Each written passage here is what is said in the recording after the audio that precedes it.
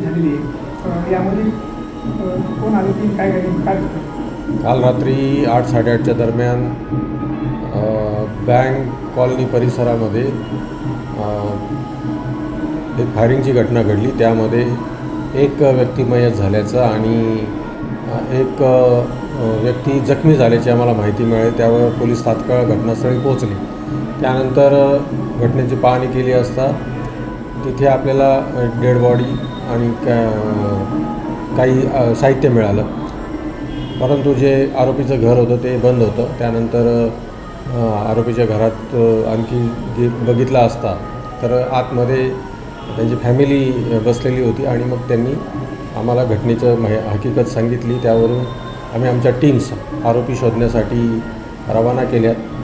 परंतु नंतर आम्हाला आणखी कळालं की आणखी एक व्यक्ती जखमी आहे, तो देखील ॲडमिट आहे. तर त्या असे दोन्ही लोक जे आहेत ते सध्या ॲडमिट आहे आणि अंबेजोगाई येथे उपचार घेत आहेत.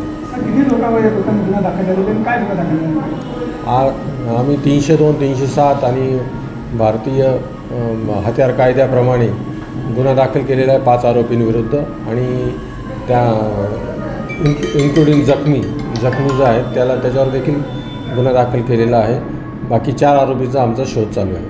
जखमीची हालत सध्या कशी आहे? जे अजून एक आरोपी अनकॉन्शियस आहे आणि एक जखमी अनकॉन्शियस आहे आणि एका जखमीची आम्ही फिर्याद घेतलेली आहे आणि त्याप्रमाणे 302 दाखल केले. नागरिकांना काय आवाहन करणार?